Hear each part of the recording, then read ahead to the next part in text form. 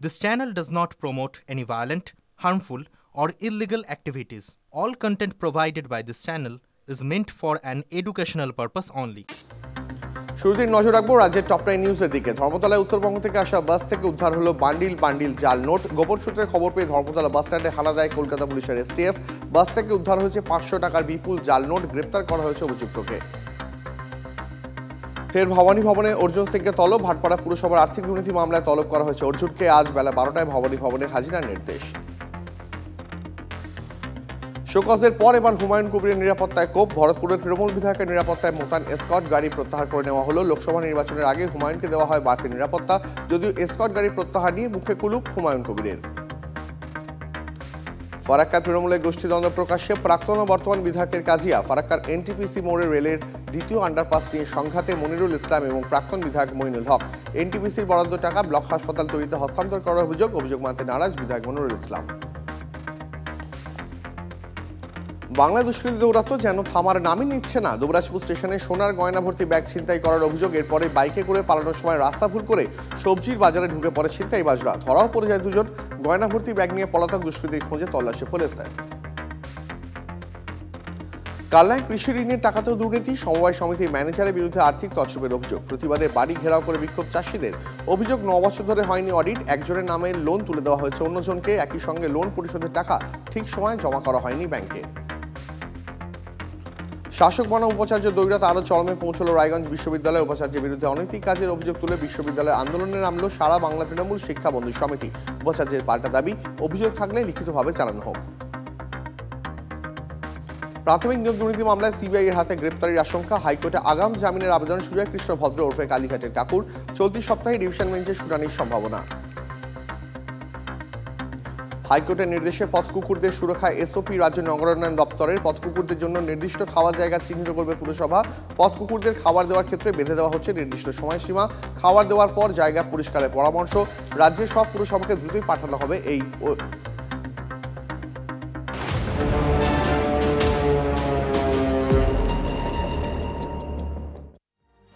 নজর রাখবো বাংলাদেশের খবরে, কারণ এই মুহূর্তে গোটা বাংলাদেশী কার্যত অগ্নিগর্ভ। সাধু সন্ন্যাসীদের গ্রেপ্তারির বিরাম নেই। চিন্ময় কৃষ্ণ প্রভুর পর গ্রেপ্তার আরও এক মহারাজ। সনাতন জাগরণ ঐক্য জোটের সন্ত মহারাজ স্বরূপ দাস গ্রেপ্তার। বাংলাদেশ থেকে গ্রেপ্তার চট্টগ্রামের হাটাজারির গৌরাঙ্গ বাড়ির অধ্যক্ষ।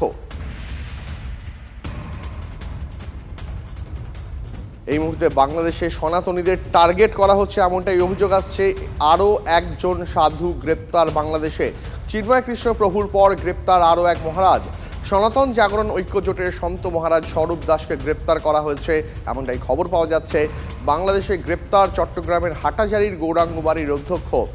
বেছে বেছে সনাতনীদের টার্গেট করা হচ্ছে।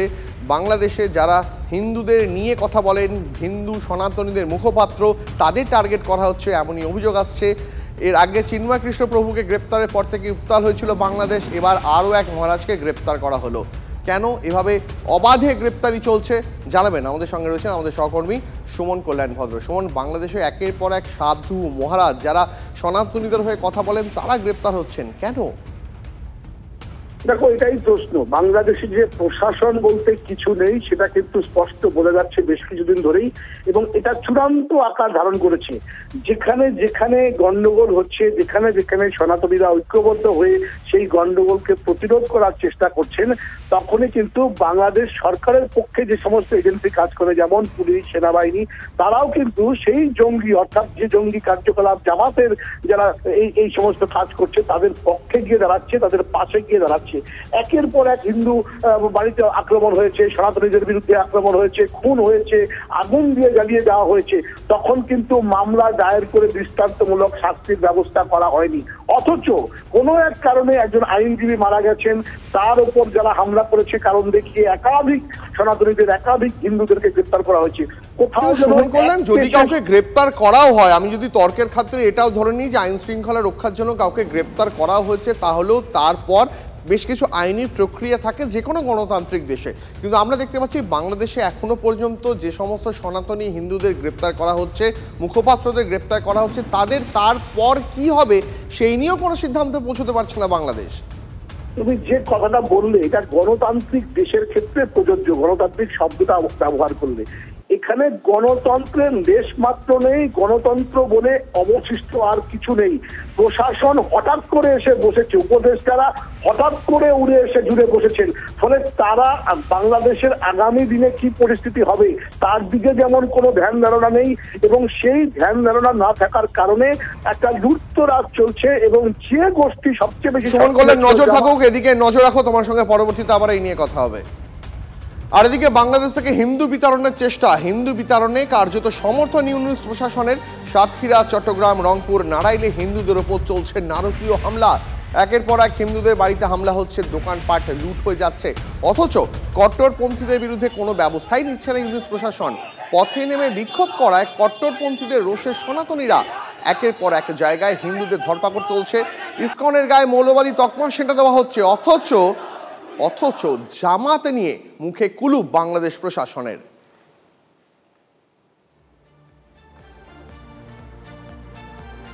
চিন্ময় কৃষ্ণ প্রভুর গ্রেপ্তারির পর বাংলাদেশ জুড়ে শুরু হয়েছে ধরপাকড়। ধৃতদের মধ্যে অধিকাংশই সংখ্যালঘু হিন্দু। পুলিশের উপর হামলার ঘটনায় 3টি মামলা।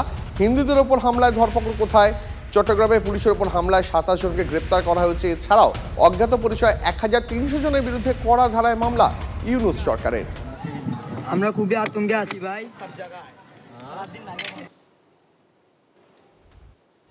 চিন্ময় কৃষ্ণ প্রভু, তাকে গ্রেপ্তার করা হয়েছে, কিন্তু তার জামিন নিয়ে এখনো টালবাহানা অব্যাহত বাংলাদেশে। সঠিকভাবে আদালতে পেশ নিয়েও যেন বাহানার অন্ত নেই। আচ্ছা, কেমন রয়েছেন এই হিন্দু সন্ন্যাসী চিন্ময় কৃষ্ণকে নিয়ে? কোনো খবরই দিচ্ছে না ইউনূস প্রশাসন। কার্যত গোটা বিষয়টাই যেন চেপে দেওয়া হচ্ছে।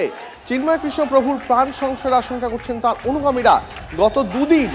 গত দুদিন অর্থাৎ গ্রেপ্তার হওয়ার পর থেকে কিছুই খেতে দেওয়া হয়নি চিন্ময় কৃষ্ণকে। খবর সূত্রের সন্ন্যাসীর সুস্থতা নিয়ে গভীর উদ্বেগে ওপার বাংলার সনাতনীরা।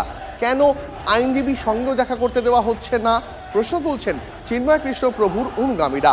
চিন্ময় কৃষ্ণের মামলা শুনানিই বা কবে হবে তারও কোনো স্পষ্ট দিশা নেই। চিন্ময় কৃষ্ণকে নিয়ে কোনো গভীর ষড়যন্ত্র কি চলছে ওই দেশে, এমনটাই অভিযোগ তুলছেন সনাতনীরা। তাদের বক্তব্য যে কেন চিন্ময় কৃষ্ণ প্রভুকে নিয়ে এখনো পর্যন্ত কোনো আপডেট, কোনো কি হতে চলেছে, কবে তাকে আদালতে পেশ করা হবে, তাকে কি খেতে দেওয়া হচ্ছে, তিনি আইনজীবীর সঙ্গে কথা বলতে পারবেন কিনা, কেন জানাচ্ছে না বাংলাদেশ প্রশাসন?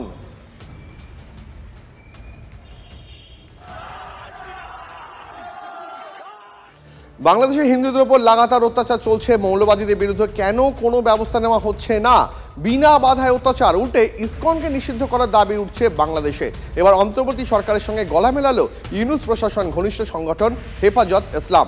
আমরা এই মুহূর্তে যোগাযোগ করেছি প্রাক্তন এনএসজি কর্তা দীপাঞ্জন চক্রবর্তীর সঙ্গে। দীপাঞ্জন বাবু, হেফাজত ইসলাম কি এখন ইউনূস প্রশাসনের বেশি ঘনিষ্ঠ হয়ে উঠছে?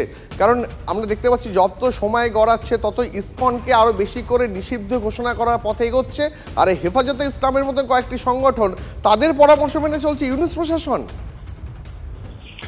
না, ব্যাপারটা আমি একটু অন্যভাবে দেখছি যে এই হেফাজত বলুন, জামাত ইসলামে বলুন বা আনসারুল্লাহ বাংলা টিম, এই যে মৌলবাদী সাম্প্রদায়িক শক্তিগুলো, এদের একটা মেটামরফোসিস। এরা ইউনূসকে নিয়ে এসেছিল, ইউনূস পরিবর্তিত হয়ে এখন মৌলবাদী হয়ে গেছে, আগেও ছিল, এবং এখন যখন ওদের কাজটা হয়ে গেছে ইউনূসকে দিয়ে, এখন হেফাজত তারা নখ দাঁত বার করতে শুরু করেছে। এন্ড অফ দ্য ডে এই বাংলাদেশের যে তথাকথিত সংরক্ষণ বিরোধী ছাত্র আন্দোলন, এটা শুরু থেকেই এটা নিয়ন্ত্রণ ছিল কিন্তু হেফাজত বা জামাত বা সরাসরি বলা যায় পাকিস্তানের আইএসআই এবং আমেরিকার বাইডেন প্রশাসনের।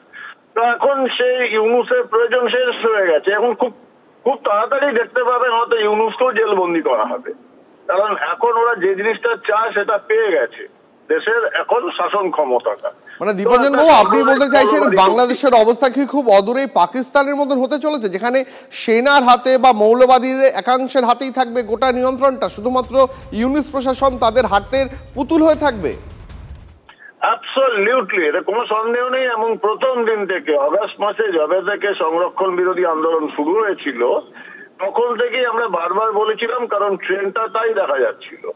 ইউনূসের মতো একটা চরিত্রকে বাইরে থেকে আনা হয়েছিল যার সঙ্গে বাংলাদেশের সরাসরি সম্পর্ক অনেকদিন আগেই নষ্ট হয়ে গেছে, কিন্তু সেই ইউনূস প্রশাসনের বিশ্বের দরবারে একটা মোটামুটি মুখোশ ছিল যে উনি একজন নোবেল লরিয়েট, শান্তি পুরস্কার বিজেতা, পৃথিবীতে তার নাম রয়েছে, সেই মুখটার দরকার ছিল।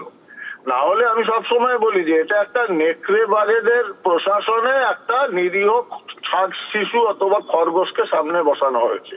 তার যা পরিণতি বাংলাদেশে সেটাই দেখা যাচ্ছে, সেটাই হচ্ছে। দীপাঞ্জন বাবু, এই চিন্ময় কৃষ্ণ প্রভুর মতন যারা সনাতনীদের যাদের ধরে ধরে জেলে পুড়ছে বাংলাদেশ সরকার, তাদের কোনো আপডেটই এখনো পর্যন্ত বাইরে আসছে না। এমনকি অভিযোগ এমন আসছে গত 48 ঘন্টা ধরে চিন্ময় কৃষ্ণকে কিছু খেতে দেওয়া পর্যন্ত হয়নি।